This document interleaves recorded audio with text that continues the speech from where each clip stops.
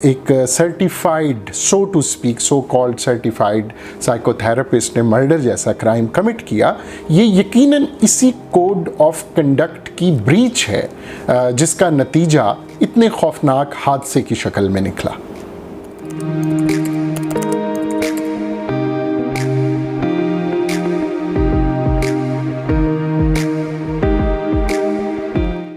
जब एक मर्तबा आप साइकोलॉजी में BS या MSc यानी अगर आप अपनी 16 ईयर्स ऑफ एजुकेशन कंप्लीट करते हैं, उसके बाद आप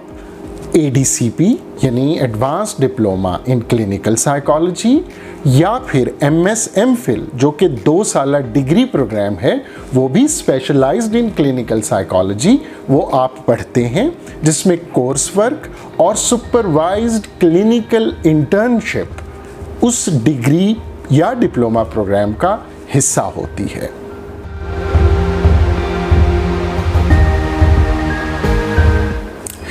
एक बहुत मायूस कुन सूरत हाल पाकिस्तान में ये है कि पाकिस्तान में क्लिनिकल साइकोलॉजिस्ट को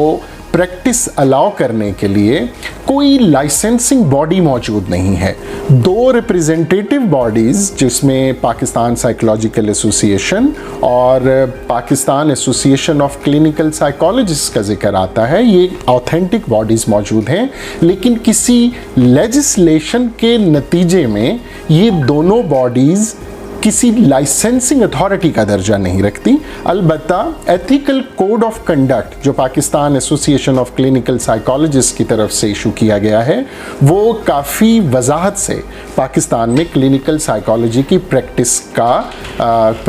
पे एजुकेट करता है।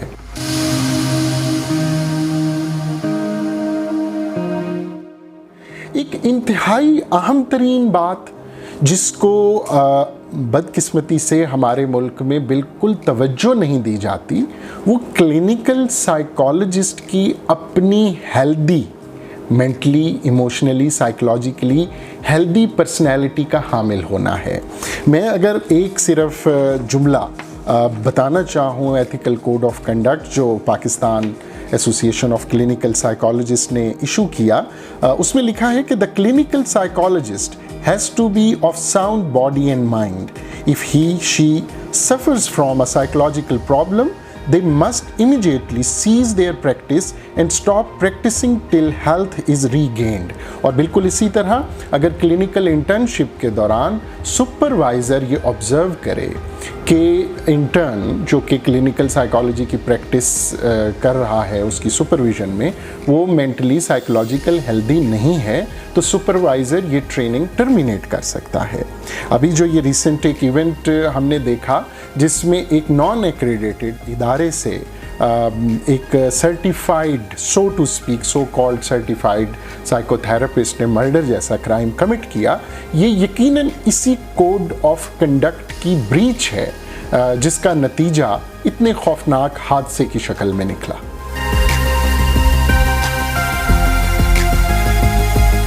मेरी आपसे गुजारिश ये होगी कि हम पहले ही इस मुल्क में नफ्सियाती अमराज के लिए इलाज करवाने से जो स्टिग्मा अटैच्ड है, जो शर्म और आर उससे वाबस्ता है, उसके ख़िलाफ़ लड़ रहे हैं। जब भी आप किसी क्लिनिकल साइकोलॉजिस्ट की सर्विसेज सब्सक्राइब करें, ये आपका हक है कि आप जानें कि क्या वो क्लिनिकल साइकोलॉजिस्ट क्लिनिकल साइकोलॉजी की डिग्री का हामिल है,